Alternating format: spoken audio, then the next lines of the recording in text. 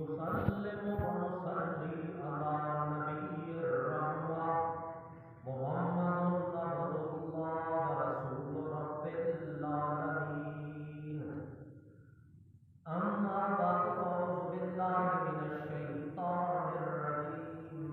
بسم الله الرحمن الرحيم. من كان يظن أن لن ينصره الله في الدنيا والآخرة فليمدد بسبب إلى السماء ثم ليقطع فلينظر هل يذهبن كيده ما يغيظ. سبحان ربك رب العزة عما يصفون وسلام على المرسلين والحمد لله رب العالمین. ایک مسلمان فرد واحد یا قوم من حیث و قوم جب صحیح معنوں میں اللہ رب العزت کی توحید کو قبول کر لیتی ہے تو اس عقیدہ توحید کے ثمرات میں اسبغ علیکم نعمہ ظاہرۃ و باطنہ، اس فرد پہ یا قوم پہ اللہ اپنی باطنی اور ظاہری تمام نعمتیں پلٹ دیں. یعنی توحید کی برکت سے اس پہ نمائے الہیہ کی باران ہوتی ہے. جب یہ نعمتیں ملتی ہیں بوجہ عقیدہ توحید کے تو انسان کی ترقی دیکھ کر جلنے والے حاسد ضرور پیدا ہوتے ہیں، جن سے پناہ مانگنے کا حکم ہے. من شر حاسد اذا حسد، یوں پناہ مانگنے کا حکم ہے کہ آپ میرے پیغمبر پناہ مانگے من شر حاسد، حسد کرنے والے کی شرارت سے. اذا حسد، جب وہ اپنے حسد کو عملی جامہ پہنا کر انتقام لے لے. یہ اذا حسد کی قید اس لیے ہے بھئی حاسد شخص جب تک حسد اپنے اندر رکھے گا اس وقت تک وہ خود اپنی جان ذات میں اڑتا ہے.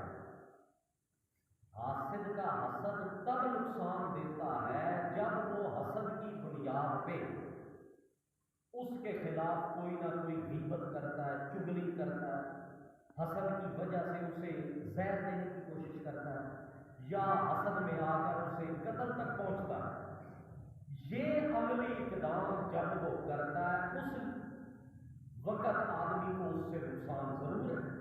تب فرمایا من شر حاسد اذا حسد کہ جب وہ حسد کو اپنی مطلب ہے کہ عملی چال کے ذریعے انتقام لینے کی کوشش کرے، ایسے حاسد سے پناہ مانگنے کا حکم ہے.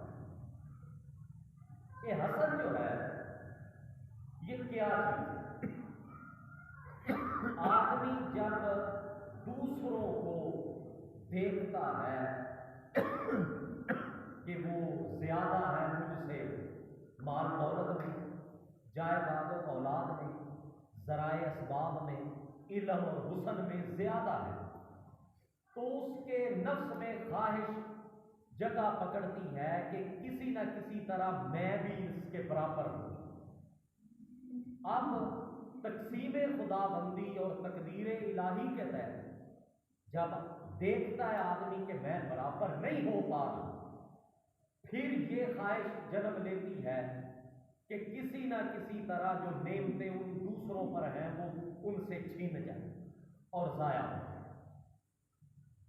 اسی چیز کا نام حسد. حاسد شخص کو اللہ کریم جواب دیتے ہیں کہ ما کان عطاء ربک محظورا. حاسد شخص کا مطمع نظر یہ ہوتا ہے کہ جو کچھ ملے وہ مجھے ہی ملے اور کسی کو نہ ملے. ما کان عطاء ربک محظورا، نہیں ہے تیرے رب کی عنایت اور بخشش محظورا کسی ایک گھر پہ بند کی. اللہ کا فضل افضل تو ہر کسی کے لیے ہے۔ جو میں نے حسد کا علاج کیا ہے، اللہ کریم فرماتے ہیں تمہیں جو دوسروں کے اوپر نوبا نظر آتی ہے تو وَاسْأَلُوا اللَّهَ مِن فَضْلِهِ، تم بھی اللہ سے مانگو تمہیں بھی مل جائے، کیونکہ جس طرح ان نومائے الہیہ کی ضرورت خود آپ انسان کو ہے، اسی طرح تو دوسرے کے ساتھ بھی وہی ضرورتیں لگی ہوئی۔ پھر اس میں حسد کی آگ میں جلنے کا مقصد کیا؟ یہ جو حاسد شخص ہے جس سے پناہ مانگنے کا حکم ہے معوذتین ہے، یہ در حقیقت قسام ازل میں لکھی ہوئی تقسیم خدا بندی کو نہیں مانتا، کیونکہ اللہ کریم کا مقام ہے رفیع الدرجات، وہ درجات بلند کرنے والا۔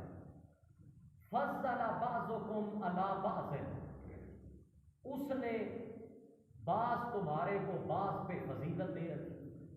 رفع بعضکم فوق بعض، اس نے تمہارے اندر ایک دوسرے کو اٹھان دے رکھی۔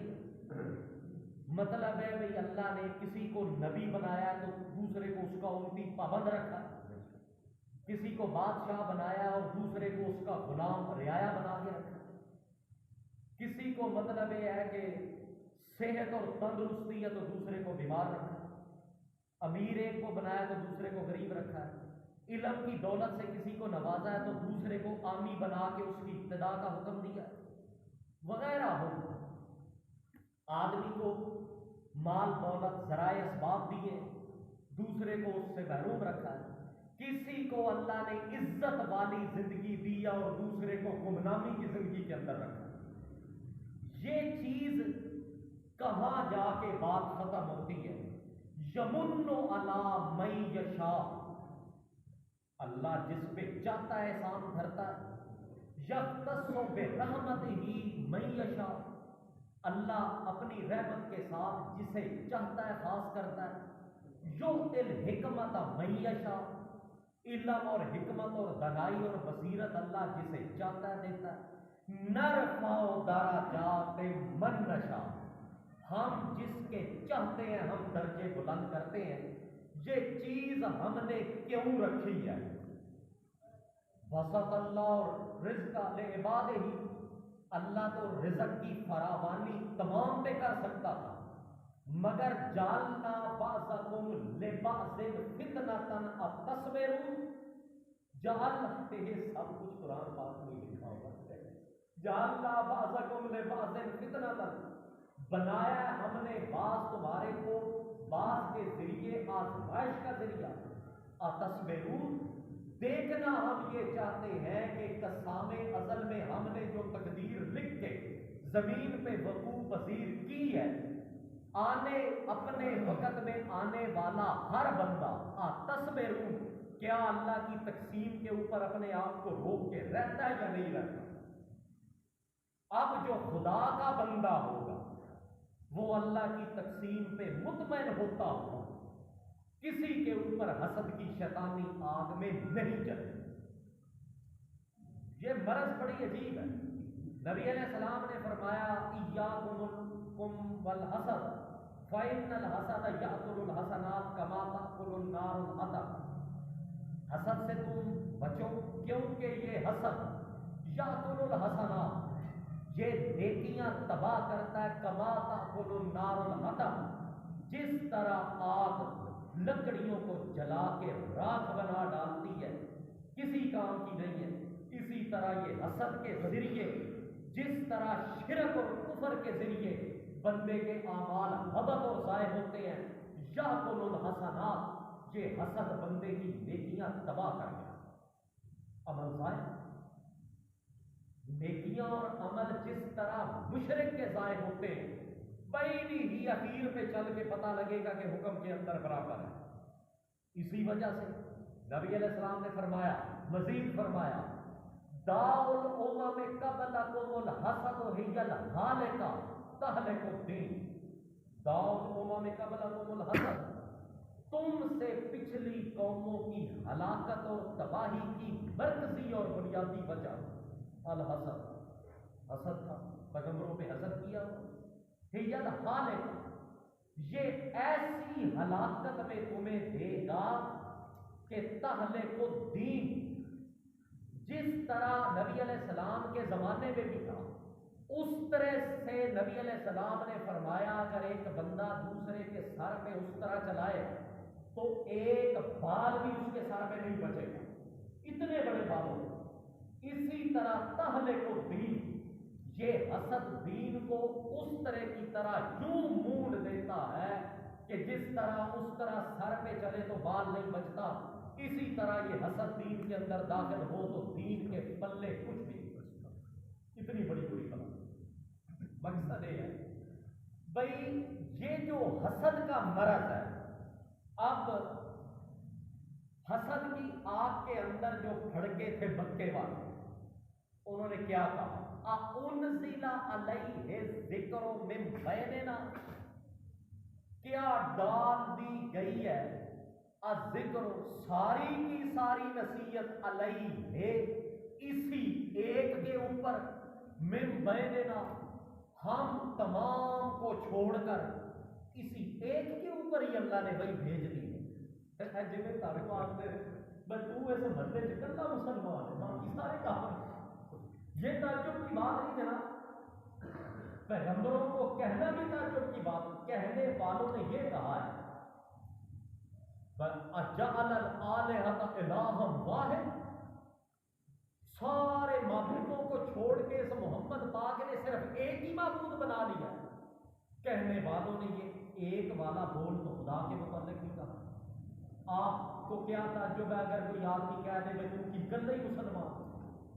مقصد یہ ہے اَأُنزِلَ عَلَيْهِ الذِّكْرُ مِن بَيْنِنَا، کیا یہ ساری کی ساری نصیحت اسی ایک محمد الرسول اللہ پہ اتری ہے؟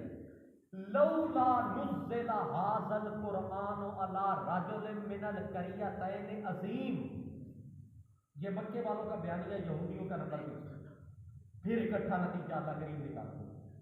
لولا نزل هذا القرآن، کیوں نہیں اتارا گیا یہ قرآن، على رجل عظیم، ایک بہت بڑے عالی شان مرد کے اوپر، عتبہ بن ربیعہ، عروہ بن مسعود، حشام، ابو بکر، ابو جہل۔ لولا نزل هذا القرآن على رجل من القريتين عظیم، ان مکے اور طائف کی بستیوں میں سے کسی بڑے مالدار کے اوپر یہ کیوں نہیں اتارا گیا؟ یہ بیانیہ ہو گیا مکے والوں کا۔ یہودیوں کے پاس چلے، یہودی جو تھے نا وہ نبی علیہ السلام کے آنے سے پہلے بھلا کیا کیا کرتے تھے؟ جب ان کے ساتھ ان کے دشمن لڑتے تھے نا اور انہیں تکلیف دیتے تھے تو وہ یہ دعا مانگا کرتے تھے، اللہم انصرنا بالنبی المبعوث فی آخر الزمان الذی نجد نعتہ فی التوراۃ، اللہم انصرنا بالنبی المبعوث، اے اللہ تو ہماری مدد کر بالنبی المبعوث، اس نبی کو بھیج کر، فی آخر الزمان، اور وہ جو اخیر زمانے میں آنے والا ہے، الذی نجد نعتہ فی التوراۃ، اور جس کی وصف اور نعت اور آمد ہم اپنی تورات میں لکھی پاتے ہیں۔ آمد سے پہلے وہ اپنے دشمنوں کو یہ کہا کرتے تھے اللہ سے دعا مانگ کر کہ ہماری کتاب میں لکھا ہوا ہے وہ نبی آئے گا، بڑی خدا داد طاقتوں والا ہوگا، اس کے ساتھ مل کے ہم تمہارا مقابلہ کریں گے۔ اچھا، سلمہ بن سلامہ رضی اللہ تعالیٰ عنہ صحابی ہے، یہ بتاتے ہیں کہ میں بچپنے کے اندر 7-8 سال کی، ہمارے پڑوس میں یہودی رہا کرتے تھے اور وہ ہمیں شام کے ٹائم وعظ و نصیحت کیا کرتے تھے۔ سلمہ بن سلامہ فرماتے ہیں میں بھی چھوٹا، میں بھی ان کی مجلس میں چلا جایا کرتا تھا۔ وہ ایک یہودی تھا، وہ وعظ اور نصیحت اور درس و تدریس میں کیا کرتا تھا اور وہ کہا کرتا تھا بھئی یہ جو مکے والے ہیں نا یہ بڑے غلط ہیں، اور یہ جو نشر کو نہیں مانتے، انبیاء کو نہیں مانتے مکے والے، یہ غلط کرتے ہیں، اور حساب و کتاب اللہ کے آگے پیش ہونا ہے، قیامت بھی آنی ہے، وہ بڑی نصیحتیں کیا کرتا تھا۔ اور حضرت سلمہ بن سلامہ فرماتے ہیں کہ وہ یہ بھی بتایا کرتے تھے، یہودی وہ درس دینے والے اور سارے، بھائی وہ اپنا اشارہ کیا کرتا تھا ہاتھ کا، اکثر اپنا درس دیتے ہوئے ہاتھ کا اشارہ کر کے تورات کے ذریعے وہ بتایا کرتا تھا، بھائی اے جو علاقے ہیں نا مدینے والے، اس کے اندر ایک نبی ضرور آئے گا اور وہ حق اور سچ پہ ہوگا۔ کسی نے اس سے پوچھا یہودی عالم سے، بھائی وہ کب آئے؟ اس نے کہا بھائی اے جو بچہ ہے نا سلمہ بن سلامہ، ابھی 7-8 سال کا ہے، اگر یہ جوان ہونے تک زندہ رہا تو یہ ضرور اس نبی کو دیکھ لے، میں رہوں یا نہ رہوں دنیا میں۔ یہ جو سلمہ بن سلامہ ہے نا 7-8 سال کی عمر کا، اگر یہ بڑا ہو گیا اور زندہ رہا خیر و عافیت سے تو یہ اس نبی کو ضرور دیکھ لے۔ چنانچہ حضرت سلمہ بن سلامہ فرماتے ہیں اللہ نے نبی علیہ السلام کو بھیج دیا، واہوا حیٌ بین اظہارنا، اور وہ یہودی درس دینے والا، میں بھی جوان ہو گیا اور نبی علیہ السلام کو بھی اللہ نے بھیج دیا، واہوا حیٌ بین اظہارنا، اور وہ درس دینے والا یہودی عالم بھی ہمارے اندر زندہ موجود تھا۔ ہم نے مان لیا، اس سے ہم نے جا کے پوچھا، پہلے آمد سے تو اتنی لمبی لمبی تقریریں جھاڑا کرتا تھا اور درس دیا کرتا تھا کہ سانو لین سے چڑھ کے تے آپ کئی کردار مساجد میں اسلام میں ایسے ہوتے جڑے دوسرے آدمی کی بازو پکڑ کے نا اس کو لین پہ چڑھا کے تے آپ ابلیس آ رہا یہ اتھے ٹوری چیز، اس نے بھی فرشتوں کو لین پہ چڑھایا تھا، سارا درس دیا کرتا تھا، معلم الملائکہ، اللہ کے رستے پہ لگا کے تے آپ تو گیا۔ اس لیے یہ کردار اکثر اسلام کے اندر ایسے رہے، بدنصیب بارے کا۔ اس نے کہا کہ وجہ یہی ہے کہ ہمارا تو گمان تھا کہ شاید یہ ہماری لڑی میں سے آئے گا، اور یہ آ گیا اب دوسری لڑی سے، یہ ہماری قوم اور برادری کا نہیں ہے۔ بس حضرت سلمہ بن سلامہ نے فرمایا کہ میں نے جتنا اس کو ٹٹولا، اس کے نبی علیہ السلام کو نہ ماننے کی وجہ سے یہودی کی کافارہ بے ہی بغیًا و حسدًا، سوائے حسد کی آگ میں جلنے کی اور کوئی وجہ نہیں۔ اچھا، یہ حسد کی آگ بندے کو کہاں تک پہنچاتی ہے؟ آپ تو سمجھتے ہیں نا کہ یہ لفظ بڑا ہے، زبان چھوٹی ہے، اللہ تعالیٰ معاف کرے۔ آپ کو تو علماء کرام نے بتایا نا کہ یہ حسد ایک کبیرہ گناہ ہے اور یہ کوئی ایسی بات نہیں ہے بخشا جائے گا بالتوحید کی وجہ سے۔ یہ حسد اتنی بری مرض ہے کہ یہ آدمی کے اندر داخل ہو جائے، اس حسد کے وجہ سے آدمی کسی کو زہر نہیں دیتا، قتل تک نہیں اپڑتا، اللہ کی توحید ضائع کرنے سے بھی نہیں تلتا، اسے بت پوجنے پڑے تب بھی ٹوٹ لے۔ یہ حسد اتنی ہوئی بھائی، یہودیوں کا عالم تھا ادھر کعب بن اشرف، مدینے کے اندر یہودیوں کا مشہور عالم کعب بن اشرف۔ نبی علیہ السلام مدینے گئے، اس کی مطلب ہے سکہ چلا کرتا تھا پہلے کعب بن اشرف کا مدینے میں، نبی علیہ السلام کے جانے کی وجہ سے باندھ پڑا۔ یہ 70 بندے لے کر مکے آیا، جس مکے کو چھوڑ کے نبی علیہ السلام مدینے، یا مکے والوں سے آ کے ملا، اور ان مکے والوں کو نبی علیہ السلام کی دشمنی پہ اس نے اکسایا۔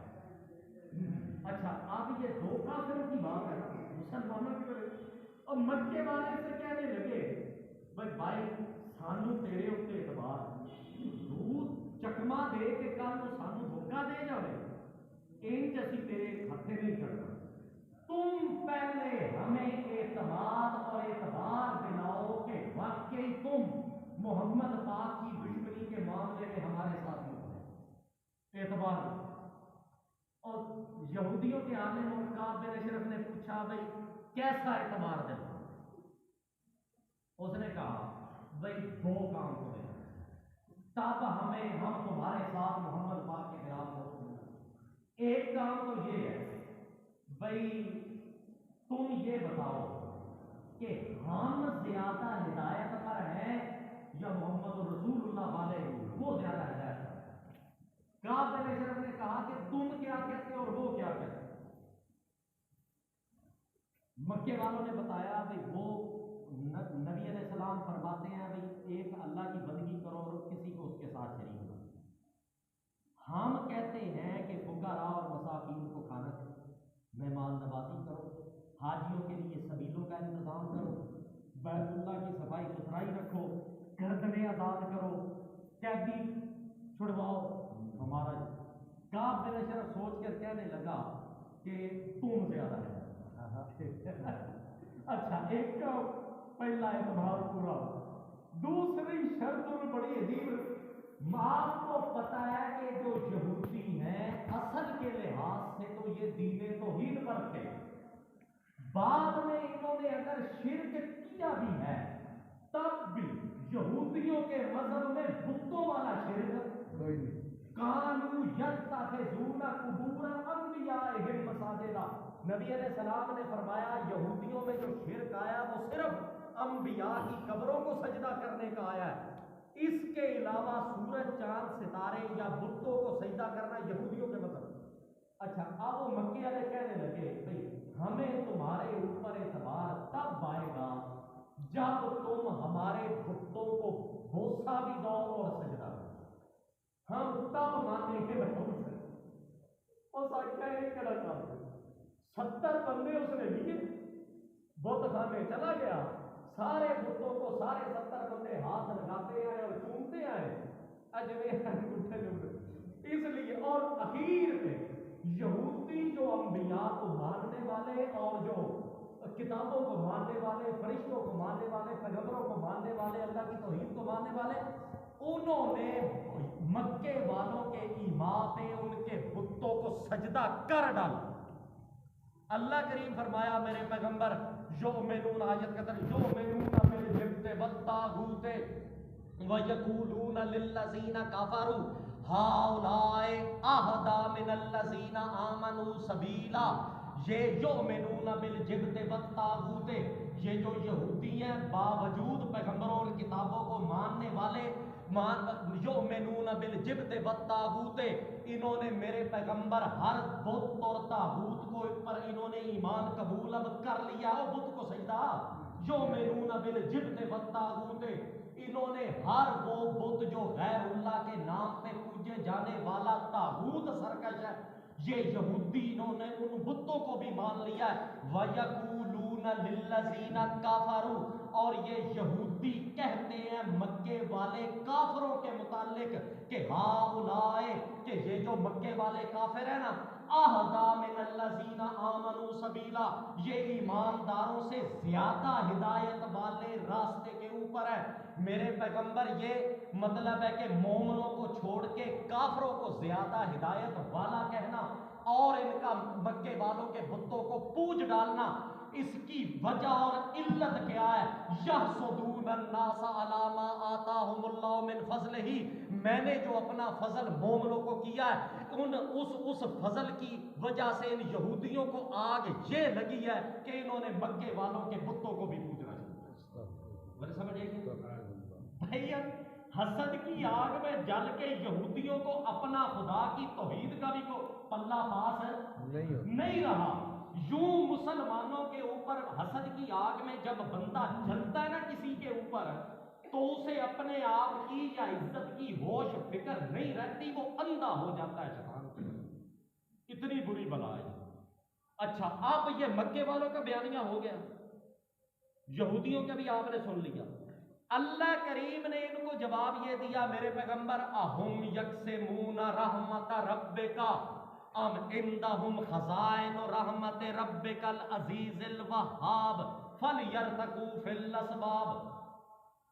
اہم یقسمون رحمت ربک، کیا میرے پیغمبر تیرے رب کی رحمت کی تقسیم کیا ان مکے والوں یا یہودیوں کے ہاتھ میں ہے، یا ام عندہم خزائن رحمت ربک، اور یقسمون کا لفظ بتا رہا ہے نا، کہ یہ حاسد شخص اللہ کی تقسیم کو مانتا نہیں۔ جو جہاں سے بات شروع ہوئی تھی قسام ازل میں جو لکھی تقدیر ہے، یہ حاسد اللہ کی اس لکھی تقدیر کا بھی منکر ہے۔ اہم یقسمون رحمت ربک، کیا یہ تیرے رب کے رحمت کی تقسیم ان کے ہاتھ کے اندر ہے؟ میرے پیغمبر ام عندہم خزائن رحمت ربک العزیز الوہاب، کیا تیرے رب کی رحمت کے خزانے ان کے ہاتھ کے اندر ہے؟ اگر فَلْيَرْتَقُوا فِي الْأَسْبَابِ، ان کی جو دل کا من چاہت اور مرضی اور منشا اگر یہ ہے کہ محمد پاک اور مسلمانوں پہ آنے والا انعام رک جائے، تو میرے پیغمبر پھر انہیں کیا چاہیے؟ فَلْيَرْتَقُوا فِي الْأَسْبَابِ، انہیں زمین کے اندر سارے ذرائع وسائل اسباب اکٹھے کرنے چاہیے، اور اکٹھے کر کے انہیں کیا کرنا چاہیے؟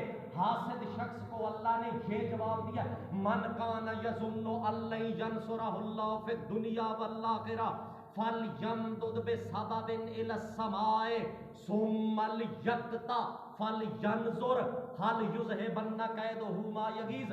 من کان یظن، جس کا بھی چاہے وہ مکے والا کافر ہے یا مدینے کا یہودی ہے، من کان یظن، جس بندے کا یہ گمان ہے کہ اللہ ینصرہ اللہ فی الدنیا والآخرہ، کہ اللہ دنیا اور آخرت میں محمد پاک اور مسلمانوں پہ اپنے نعمائے الہیہ کی بارش نہ کرے، جس بندے کی بھی یہ چاہت ہے اسے کیا چاہیے؟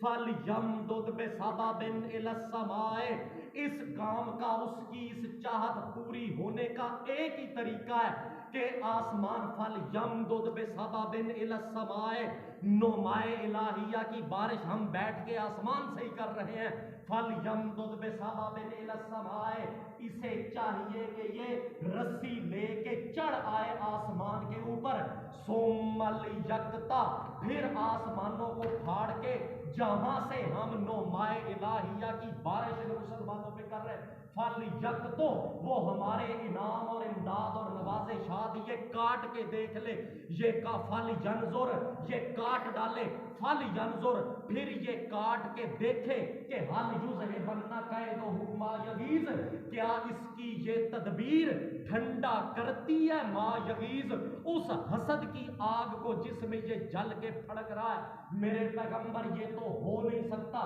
یہ کائنات کے اندر ناممکن اور وقوع چیز ہے، اس لیے اسے چاہیے کہ اگر یہ نہیں کر سکتا تو پھر فَلْيَقْطَعْ، یہ رسی پھندے میں گلا ڈال کے لٹک کے مر جائے۔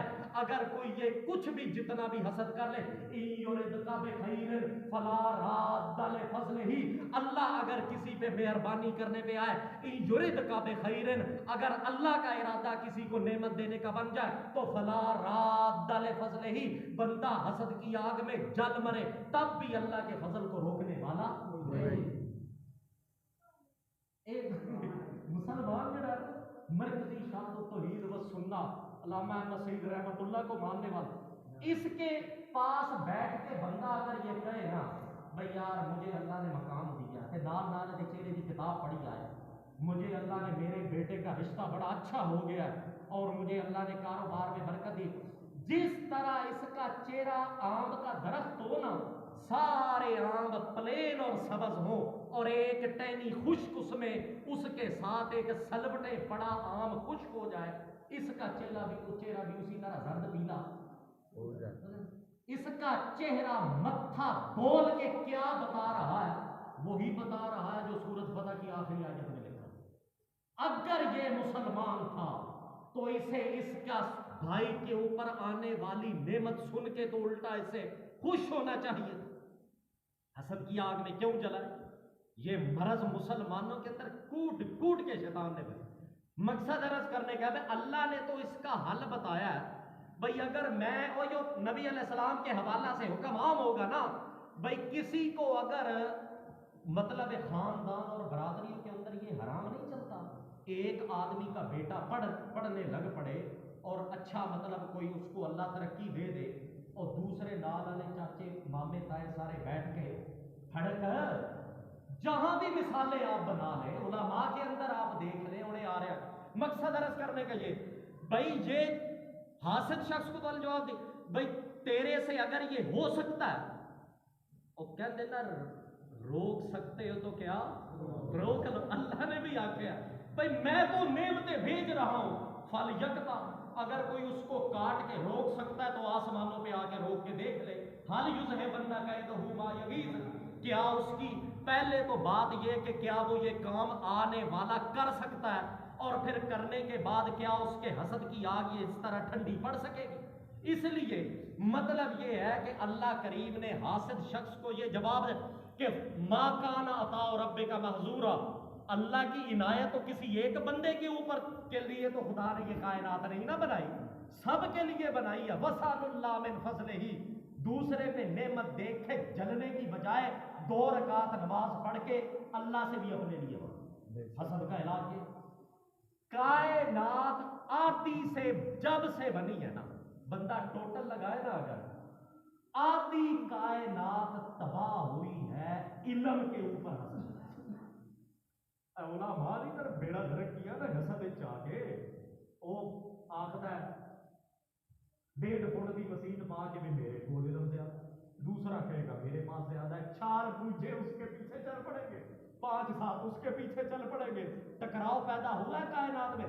اس وجہ سے کائنات دھرتی اللہ کی بنائی تباہ اور برباد ہو گئی ہے۔ حالانکہ اگر جو آدمی یہ دعویٰ کرتا ہے کہ میرے پاس علم زیادہ ہے اور یہ حسد کی آگ میں دوسرے کی وجہ سے پکڑتا ہے، آپ ابھی سنیں گے یہ اتنا کتنا بڑا عالم ہے، اس نے قرآن پاک کا پہلا صفحہ ہی نہیں، اور پہ اور رہ گیا نا، قرآن پاک کا پہلا صفحہ اس نے نہیں سمجھا، پر یہ اتنا کی بڑا عالم، اس پہلے صفحے پہ کیا لکھا ہو؟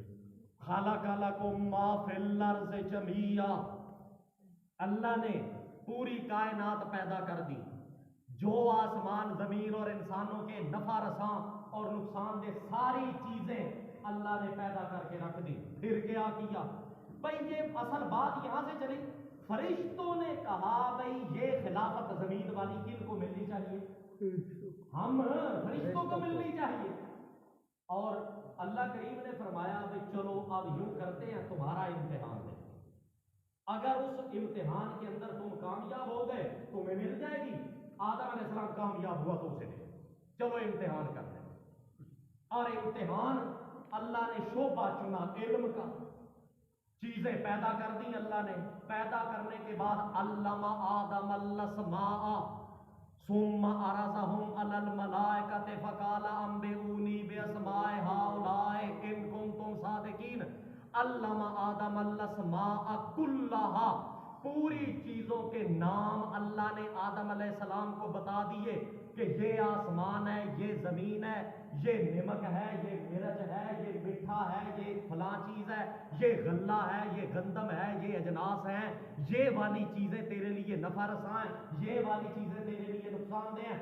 علم آدم الاسماء کلہا، پیچھے ہے ما خلق لکم ما فی الارض جمیعا، جو کچھ اللہ نے بنایا ہاں انسان کے نفع کے لیے، سارا کچھ پہلی بار اللہ نے علم منتقل کیا حضرت آدم علیہ السلام کو۔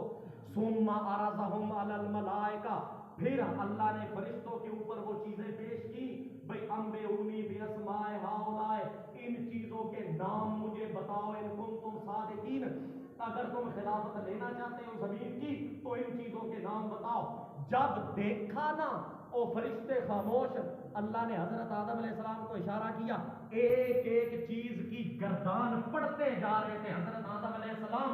جب فرشتوں نے دیکھا بھئی یہ علم ہمارے اندر کم ہے، آدم علیہ السلام کا علم زیادہ ہے، جو چیزیں اللہ نے امتحان لیا ہے ہم اس میں کم پڑے ہیں، آدم علیہ السلام کو پتہ چل گیا ہے، تو کہنے لگے لا علم سبحانک لا علم لنا الا ما علمتنا، ہم مان چکے ہیں یا اللہ کہ جتنا علم آدم کے پاس ہے علیہ السلام اتنا